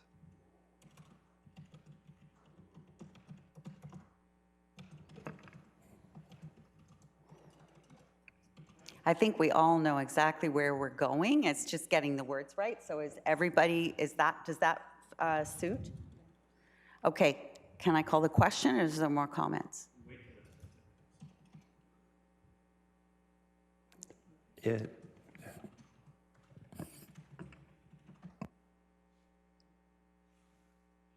I ask the mover and the seconder if they're happy with the amendments made by staff? I'm just asking because you're the mover and the seconder. You're okay? All right. All in favor? That is carried. Next item is C5, and that is Councillor Ices. Sorry, Your Worship, could I interrupt for just a moment? I just want to, in the interest of full transparency, because the grant application is due November 12th, your staff continue in real time to pursue other opportunities, and we may report back to you even before then with other opportunities. This is the real-time government, and we want to make sure that we have the best and the most possible how did you put it, Councillor Sadi? The golden goose from the province, golden egg. We want to get it. So just to be fully transparent, though, with the community, that we are pursuing other opportunities as well. Thank you, Your Worship. Thank you, Mr. Rayner. And the other thing is just to manage expectations, because out of this $400 million, there's a lot of it is back-ended. It's a 10-year program, so it's not like, you know, some of it will be very back-ended. All right, sorry about that. Now, Councillor Ices. Thank you, Your Worship. I have Councillor Arsadi is seconding this for me, and my reason for pulling this item is not to change it, but just to perhaps highlight the report for the community if they hadn't had a chance to read it. Back in May, this council approved making the Innisfil Food Bank a flat fee destination. And the report highlighted the impact of that. Since May, there had been 77 trips to or from that location. There was some concern that the budget was going to be impacted by adding these stops that council felt was necessary, and that has proven not to be a significant impact on the budget. The town subsidy for that has only been $500. So I thought that was something to highlight, that this council was able to help those in our community that were not as well off, and this fair transit program goes a step further. When people are approved for it, their fee will drop from the $4 to the $2 on these stops. So that's the only reason why I pulled it. The other point that I wanted to maybe ask staff about, in their effort to keep our transit system within budget, they are looking into, and I didn't know that this would even be part of the Uber model, they're looking at the impact of delaying the time it takes to pick residents up. And I guess maybe if I could have staff to comment on that, or just maybe highlight it, that we get maybe a little bit of feedback from residents prior to that. I know this is preliminary, but that was kind of an extra thing that was thrown in there to help us keep our transit system on budget. So those are my comments. I don't have any reason to not vote for this, and I actually applaud it. So I'll leave the floor open if needed for other councillors. Thank you. Thank you, Councillor Ices. Mr. Kane. Through your worship to Councillor Ices,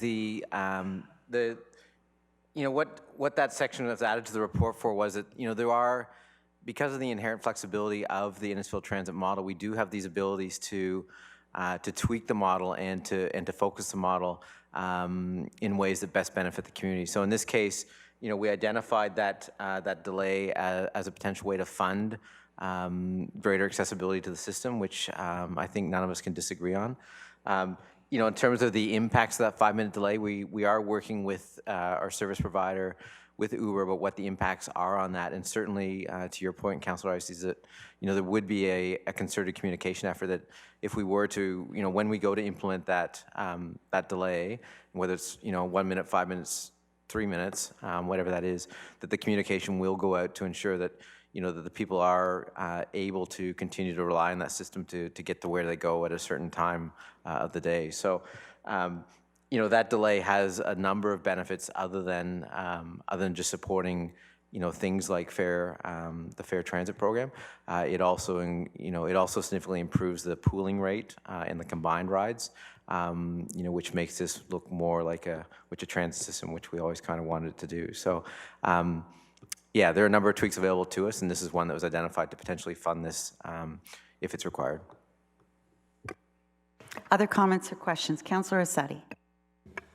Thank you. While this item has been pulled, I too think it's, you know, a wonderful program to support our residents in the community based on feedback as well. And the change in the wait time for savings to the town and to the program, for anyone to wait 1 minute and now wait 5 minutes.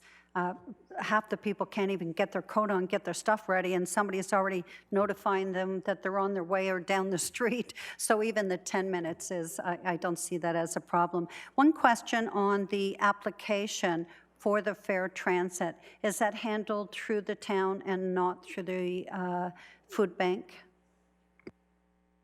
Mr. Kane? Through your worship to Councillor Asadi, that application form would be handled through the town. We understand there is sensitive information in there, so much like confidential information we're handling every day, that would be put through the appropriate processes to ensure that it remains within the town and confidential. Other questions or comments? Mr. Rayner. Your worship, members of council, I just wanted to make sure that it's clear to council that the option exists to fund whatever shortfall there might be through other forms, including the surplus from this year, if there is one. You know, hypothetically speaking, we've had one for the last. Anyway, so there are other options, and I just want to make sure council understands. We're not exactly sure the impact of increasing wait times, to be fair, so I just don't want to misrepresent that. And it's such a successful system. I think, you know, we have to be very careful about these kinds of tweaks. So certainly we can move ahead with this program and then report back to you in the future about what recommendation the revenue source ought to be to address that. And I think council has wisely said earlier today that, you know, incremental changes as opposed to sort of whole hog, so to speak, can be beneficial and allows us to absorb the data and understand what's actually happening as we move through this. Thank you. Any other questions or comments, amendments?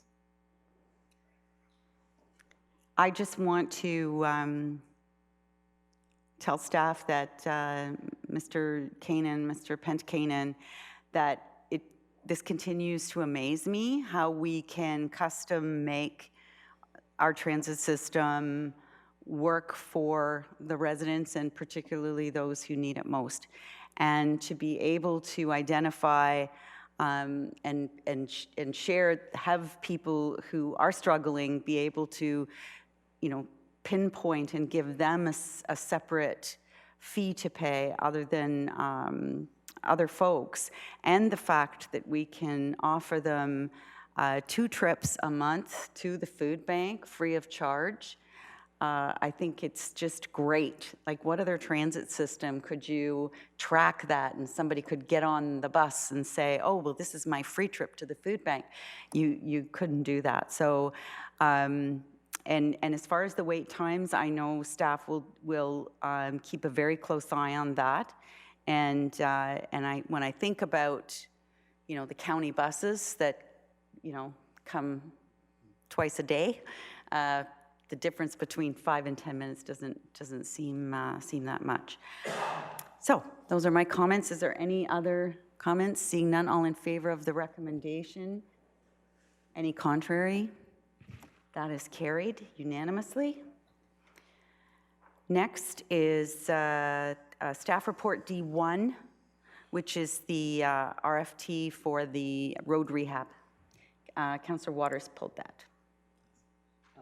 Councillor Payne was going to second.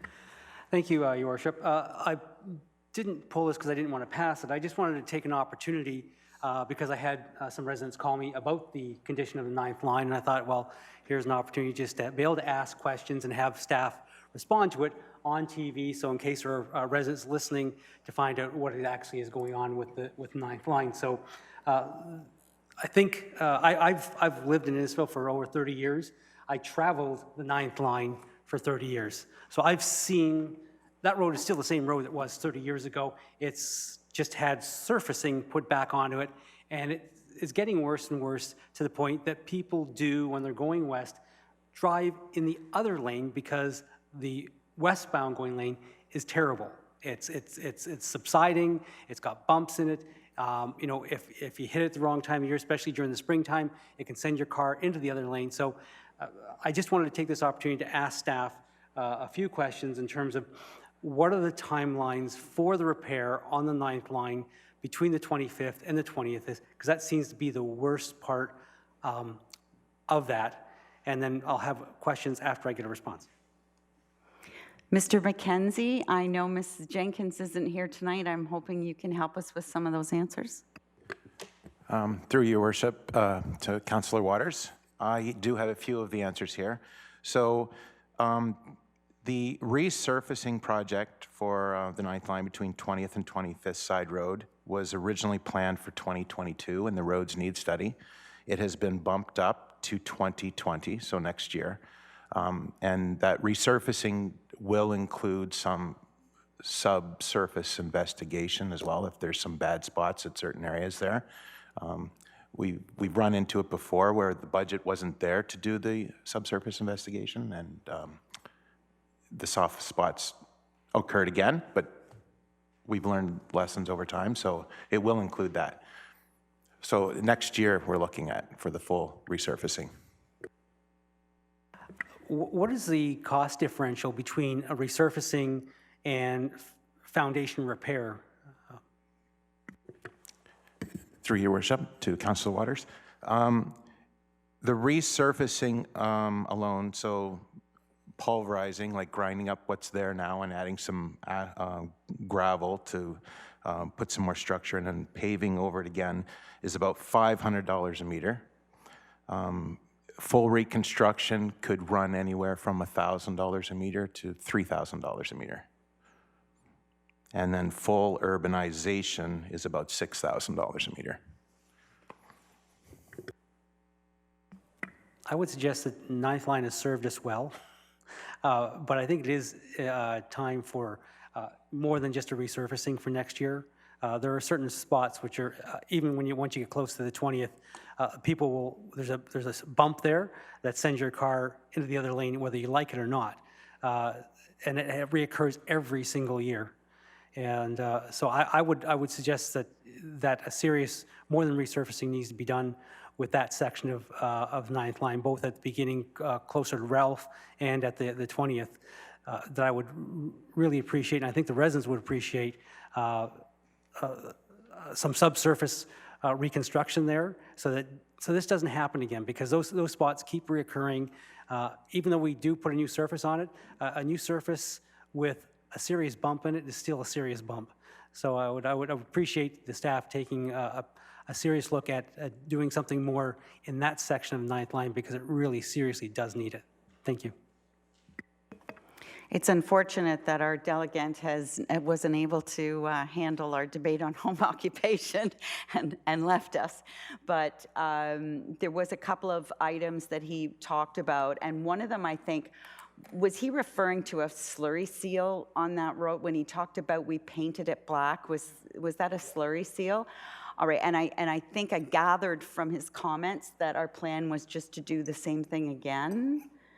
Did anybody else get that impression? So I don't know, like, full reconstruction we don't have budgeted for, but certainly resurfacing does do the some of the subsurface work that you're talking about.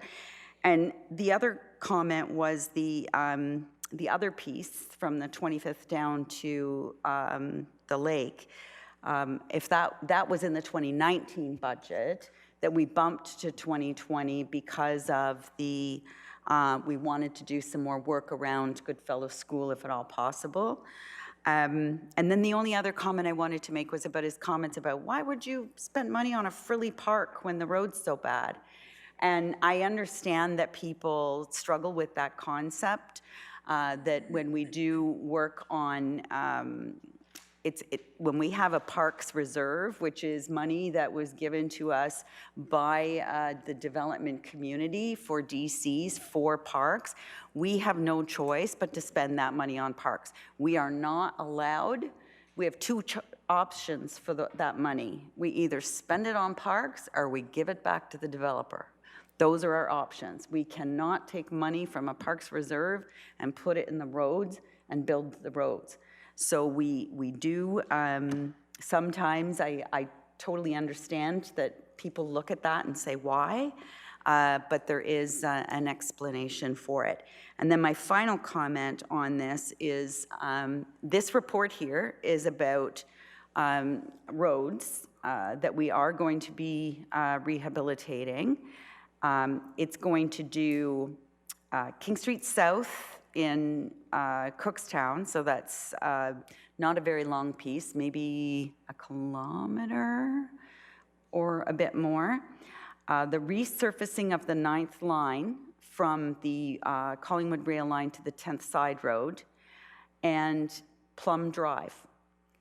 Those three, the bid is $1.5 million. It is an expensive process to work on roads. And then my final comment is that of all of the taxes, you've heard this so many times, I'm sorry, of all of the taxes that we pay as Canadian citizens, so that's income tax, gas tax, property tax, sales tax, 9 cents goes to municipalities. 9 cents of your tax dollars finds its way to our municipality, and 1.5 million to repair 3 fairly small pieces of road. So we know there's a gap. We know we've got millions of dollars of road work that needs to be done. We will keep plugging away at it and hopefully make some gains. Other comments or questions? Councillor Waters. Thanks. I just wanted the opportunity for people at home to be able to hear the explanations and the constraints that we do have. So I thank you for that bit of clarification. Thank you. Thanks. All in favor of the recommendation? That's carried.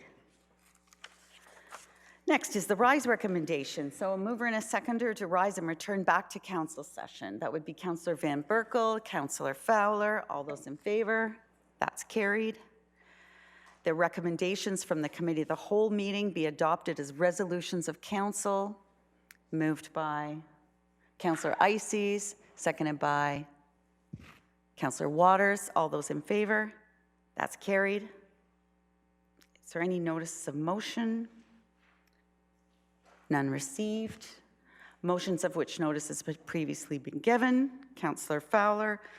Did you have a seconder for your motion, Councillor Fowler? Sure. Deputy Mayor Davidson, did you want to speak to your notice of motion, Councillor? I just want to say that I brought this up primarily because when we look at things, we always take a look at, like, for example, the beaches and whatnot and the restraints we put on the people, but we're always giving to the people that come to our town, the visitors and whatnot. So I'm trying to find an accessible means for those that actually have the pets that actually live here 365 during those times. We need to acknowledge their needs as well as those of the people who do not live in the town. Thank you, Councillor. Anyone else? Councillor Asadi? Thank you. I think it's something that's probably come up to residents from different wards, or especially those that, you know, have any lake access. I noticed in visiting other communities, Penetang they have a larger waterfront, similar to Barrie's. They do have a roped-off area. It's for dogs only, and it states that. They also have signage about at your own risk, the whole bit. So I'll be interested to, obviously, this is requesting that town investigate the potential, so I'm presuming there would be a report someday that would come back if staff is investigating this, that they would also cover the risk options and possible locations at where this would be, and if they are considering lake access points, to please include the ward councillors in those discussions. Thank you. Thank you. A couple of comments. First of all, Councillor Fowler, I think everything this council does, or if not 99% of it, is for local residents, and we always put local residents first. I think that this is worth investigating. I think it's not going to be easy. I think that everybody except for the people who live next to it are going to be very happy about it. So Ward 5 are we looking at, Councillor? I'm just kidding you. So yeah, but yeah, definitely worth investigating, and it should come back to all of council, not just the ward councillor, to make sure that all of us are informed of what's going on. And any other comments? Councillor Fowler. Thank you. I just, I like that comment about the everyone but when it comes down to it, I understand we take care of everybody, but I mean, this is just something that everyone has talked about under the table, around the table, at the beaches. It's not been brought forth properly, so I just want a proper and full discussion on the matter to see what options are available, and that way we can actually say to the residents who've come to us that we've heard you and we are looking to see what we can do for you. Thank you so much. Any other comments? Councillor Mr. Parkin. Thank you, Worship. Just wondering if you've been talking about asking for a report back to council, that you want to specify that in the resolution, and if you're contemplating a timeline for when that should come back, you could also specify that to help staff in their work. Well, I would prefer before the summer hits, obviously. Would 3 months be adequate time to do some proper research into other communities? I'm seeing nods. No, I'm just saying, like, look into if there's any other communities, what their bylaws are, what their standards are. Do they have such places, and their structure they have in place already? Is it to do the research and then come back and say, this is what we've encountered, this is what we found, these are our thoughts on it and how we would like to proceed. Mr. Parkin? If we said prior to the summer of 2020, that gives a little more than 3 months, but I think that should come back. At least they have something to come, some direction to come back to you at a certain time. Councillor Waters? Can I suggest spring? Because by the time the summer comes along, it's too late. So spring would give us some time to think about it, come up with solutions, and then have something implemented maybe for 2020 summer.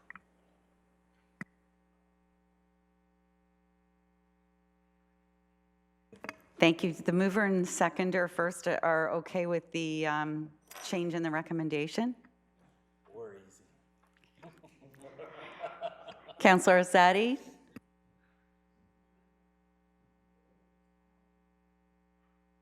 Oh, sorry, I'm doing a brain freeze here, so I think I'm following in line here. Sorry, it's just the one thing, a recommendation that this also be shared with the Innisfil Beach Park Ad Hoc Committee, because it's also nice for them to be informed of this being looked into.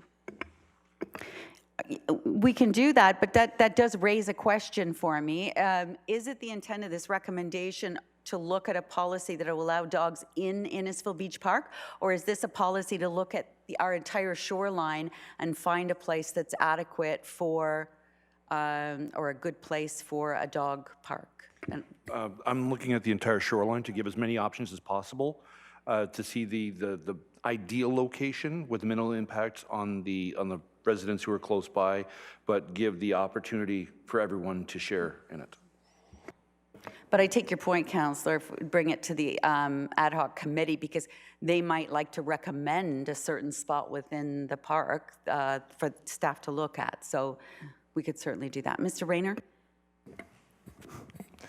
Thank you, Worship. I was just curious, we were discussing earlier today opportunities for the community to get engaged and actually take leadership on issues that they are most interested in and that they're very passionate about. I suspect there's just a few people in the community, perhaps like Councillor Fowler, who are very keen on this option.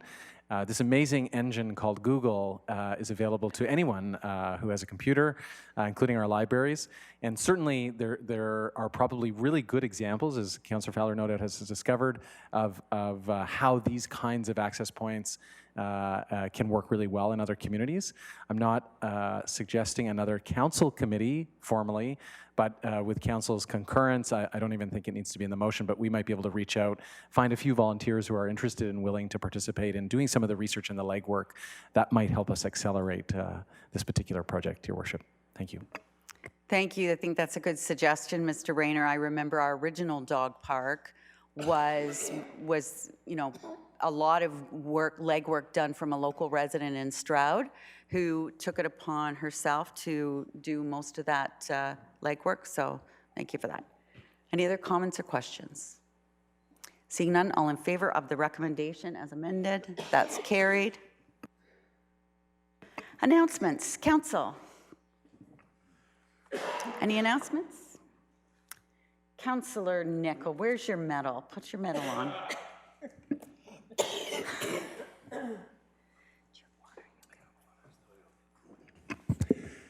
Thank you, Worship. Just briefly, I just want to let everybody know that I did attend the Friends of the Library Craft and Book sale at the Lakeshore Branch. I actually was able to buy a mitten that has a built-in beverage holder, so I'm going to give that a try this winter.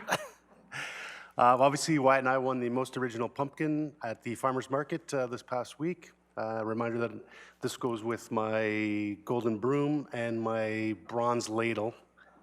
With that, I am going to be at the Guilford Hall on Sunday with my newest soup creation, looking for the gold ladle.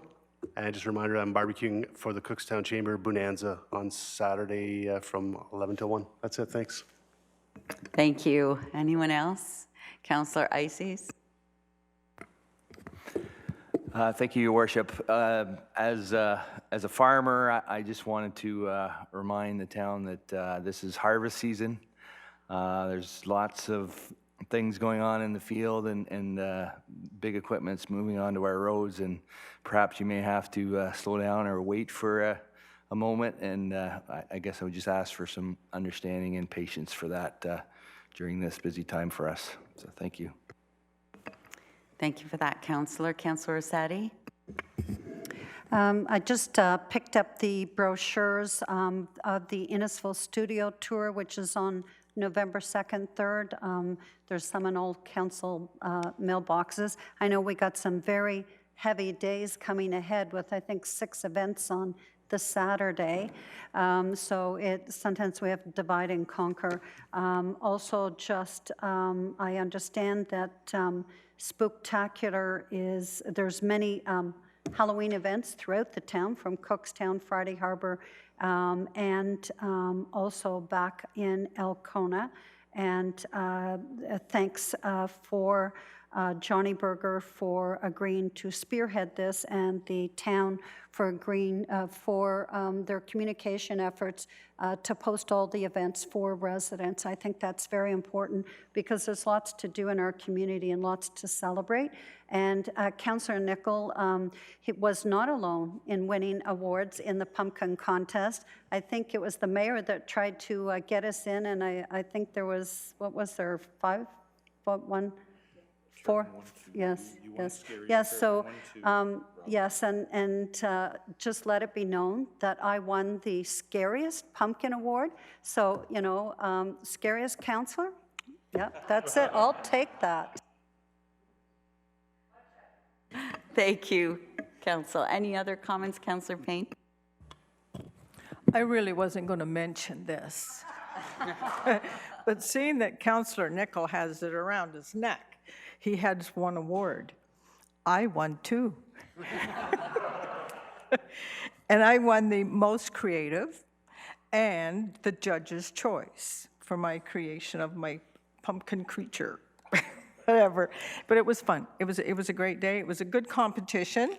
I think we all had fun. And also, so other than that, I also attended the craft show sale at Sandy Cove Acres, and a great turnout. And we do have some pretty crafty people living in Sandy Cove. Amazing stuff they make.